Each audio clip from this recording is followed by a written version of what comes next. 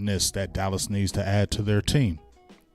Right now, we're going to talk about the running back position, and I have on my list today is Sean Tucker, running back from Syracuse.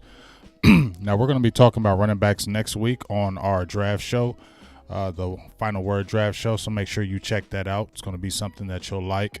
But when we're talking about running backs, we're going to talk about maybe our kind of under the radar running back, which is Sean Tucker for me, and then we'll talk about our maybe our top guy that maybe the Cowboys may go after, depending on how they do about this running back situation with Ezekiel Elliott and Tony Pollard. Now, before I talk about a few stats that I'm going to show from Sean Tucker, obviously we know that Tony Pollard may be franchise tag. I don't agree with it. I feel like that's $10 to $12 million that's going to be dangling, and for 1 year, you're not going to re-sign him after that year. I don't believe you're going to move on from him. So I just feel like that's a wasted thing. If anything, if you're going to sign him to a deal now so you can spread the money out and get some other people. Don't bring Ezekiel Elliott back. I already made the video. Don't bring Ezekiel Elliott back. Not hating. Go watch the video. You'll see what it says. I just feel like it's time. You make another contract to him for what? Then you're just basically going to keep the same thing. I think it's just time to move on and get a little dangerous, and let's see what it is. But if you go with Tony Pollard as your lead back, he's your number one guy. You have Malik Davis in the photo. I definitely think you should bring him back for a year or two. He's going to be cheap like you want, Stephen Jones.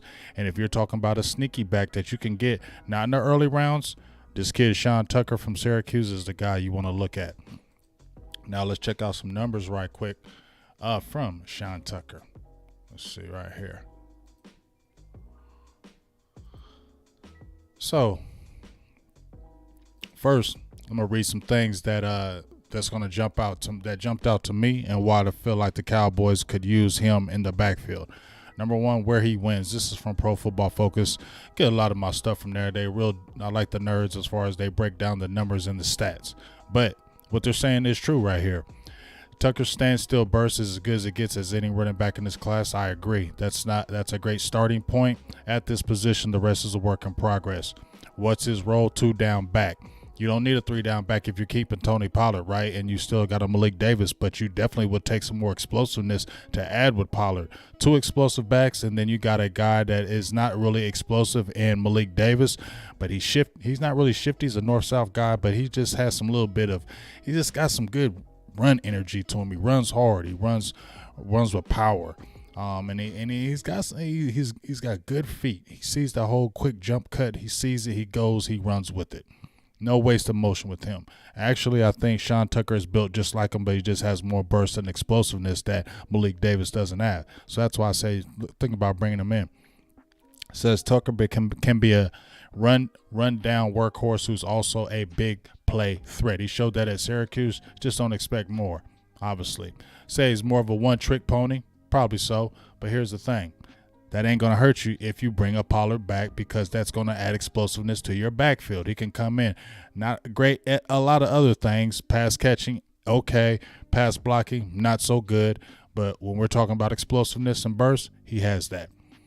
So here's some of his numbers from his freshman, sophomore, and junior year. True freshman year, 626 yards rushing, average 4.6 yards a carry. Third most in Syracuse history as a freshman. Sophomore season, he took it up a notch. 1,515 yards, average 6 yards a carry, 12 touchdowns, and you just seen the burst. And I believe he averaged yards after contact, 2.79 yards after contact his final year before he left, which was his junior year. He ran for 1,000 yards, still averaged 5 yards a carry, had 11 touchdowns. And you see right here, if we scroll down, rushing grade, zone rushing grade, his gap, all in the green, all positives. As you see right there, 2.79 yards after contact. This was his junior season. His sophomore season, which the game I'm going to show some highlights of, the Clemson game, 4.11 yards after contact. That's pretty damn good. So, and then when we see right here, the advanced stats, forced missed tackles, 46, tied for 70th. Yards after contact, 569. Carries of 15 plus yards, 15 of those. drops 5. And then you can see his highest rated games. I think he had like a 200-yard game right here. But these are his highest rated games. And this is for last season. But you see the body of the work. Then let's go to his analysis, okay? And then we'll jump into a few more things. Tucker entered Syracuse as a 3-star recruit and was the team's lead back from day one, leading the Orange in rushing all 3 of his seasons he was there. As a sophomore, that's good company that you're keeping right there. He's an explosive north-south runner, but won't add much outside of that. We see about the passes. Still, his size, speed combination might be the best in this year's running back class. I like that. Elite juice. Shot out of a cannon as soon as his foot hits the ground. Facts. He is built like a carved out of a marble. Very low body fat. I like that as well. So let's go to this right here. These are his numbers from, that's 2021. This is his past year's games right here. Look at the yards after contact. Pretty nice. He only played like 16 snaps in that Clemson game. But look at the yards after contact, 8.8. Average, like I said, 2.79 yards after contact, 5 yards a carry, 1,000 yards, only on 200 carries. As you can see right here. Oh, he tore up Wagner, 225 yards rushing. So he was a guy. You feel me? But let's go to this the year before. This is the game I got with Clemson. Let me see right here. Look at that. 4.11 yards after contact. Look at all those yards after contact right there, though. You see it, right? Kid's got some explosiveness, right? Look at those numbers right here. That's what 1, 2, 3, 4, 5, 6, 7. 7 straight rushing yards. 207 against Boston College, which they ain't no slouches. The 10+ yards. Runs over 10+. Look at that. So you see he's explosive enough. Not really the guy that's going to run inside. You need to get him outside. As you can see right here. He's not going to kill you inside. He's not that workhorse guy on the inside. He's not the guy that's going to really just beat up people on the inside. Doesn't make a lot of people miss. Pretty much goes down kind of quickly, after the first contact. So he's more of a big play threat. As you can see, most of his explosive plays are in zone. All right. Right, as you can see right here. So let's go to some tape right quick. Let's see some highlights. Let's see, I'll pull that up.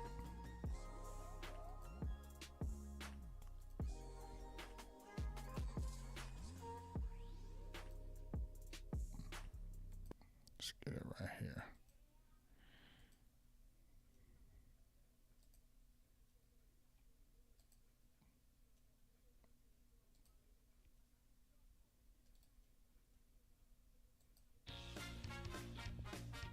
Y'all like that? Y'all like that? Yeah, let's get it.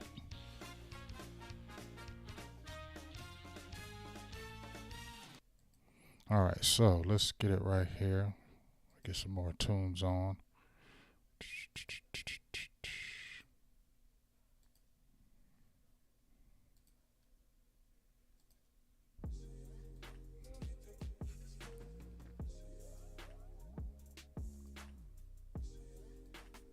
So here we go. Got a few plays. You can see the quick shiftiness with his feet. Quick feet, shot out of cannon. As soon as that ball touches his hand, he's gone with it. As you can see, he's thickly built, thighs, thickly built, 5'10", 205. I say he built like Malik Davis to me. But you can see right here, good cut. Good cut back. See how quick those feet were? See how quick those feet were? Watch this. Watch that. I like that. And once he hits it, he goes.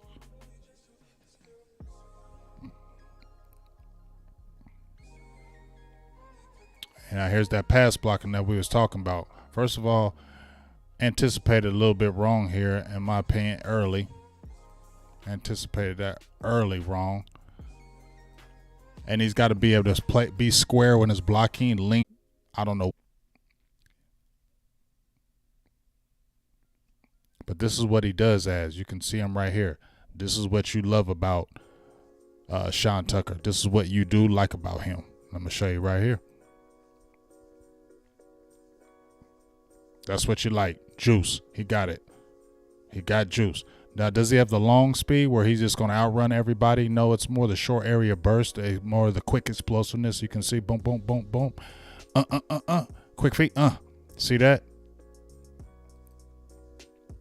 See that? See them quick feet right there? Let's show it again right there. See him hit it, right? Watch that. He's a 4-5 guy. He's not, but it would be great if he could hit that 4-4, make it even better. Let's see right here. Well, we got some more of him. Sean Tucker in the backfield. There he is.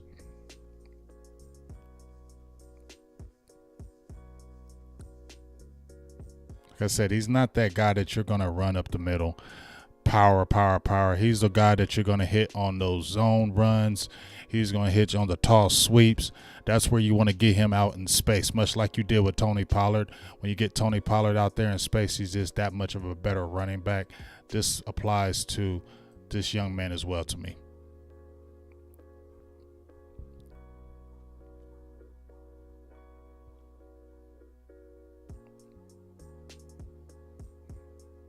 Those are the runs that I want to see him. You get him, if you draft him, and you can get him later. You can definitely get him later, but this is where I think he's best at right here. Getting him out on the outside, getting him out on sweeps, where he can really manipulate that outside zone, where he can run right here. Boom, cuts back in. Boom, look at that.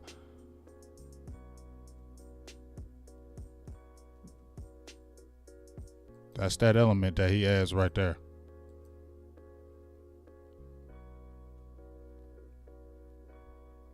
Explosive. Now watch it again right here.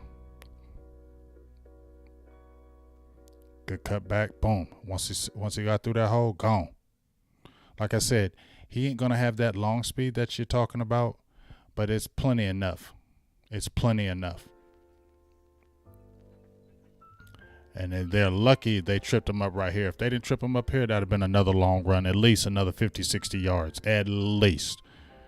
Great defense right here by tripping him up, but he was.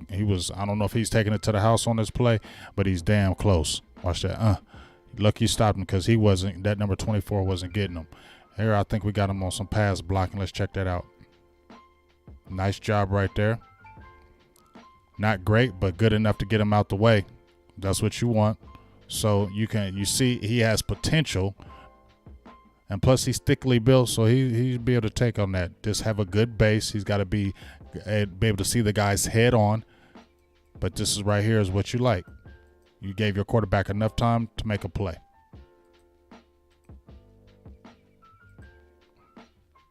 Here's a little pass catching right here that you see from him. Okay. Not great, but you see it can happen.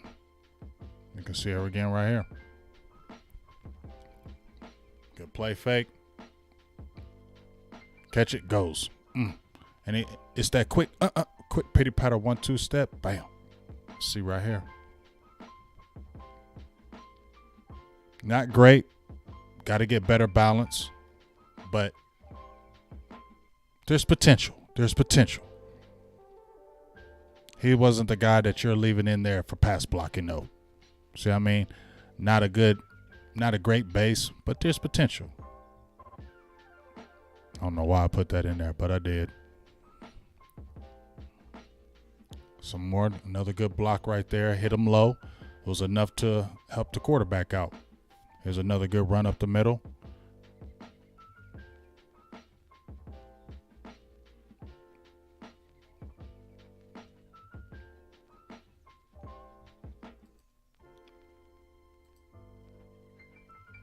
And then you see right here, boom, explosive.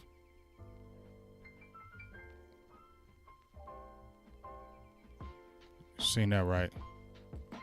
See how I got that? That's what and you see the plays that he gets him out on. Like I was telling you, Get him out on the outside.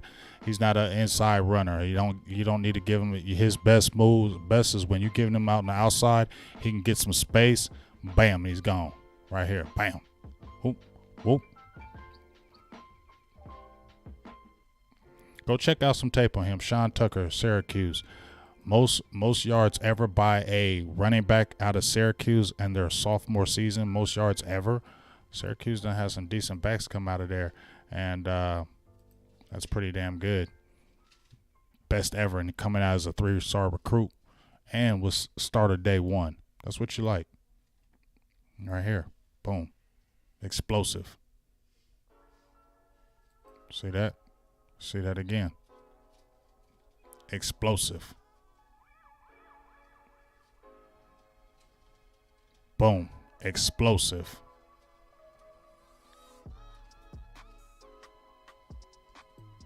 See what I mean? Explosive. That's what I like about him. Explosive.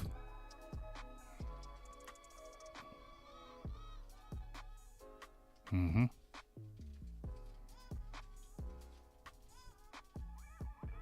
Mm-hmm. Look at that. You see? I like that.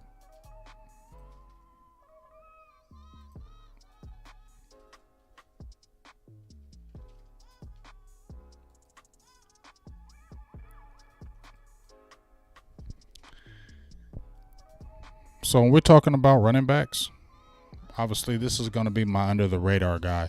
This is the guy that you got a Tony Pollard in the 4th round. Obviously, Tony Pollard offered you more in the return game, punt return, kick returns. That didn't really metamorphosize. He did have a couple runs where he hit y'all deep. Last year against the Raiders and against somebody else.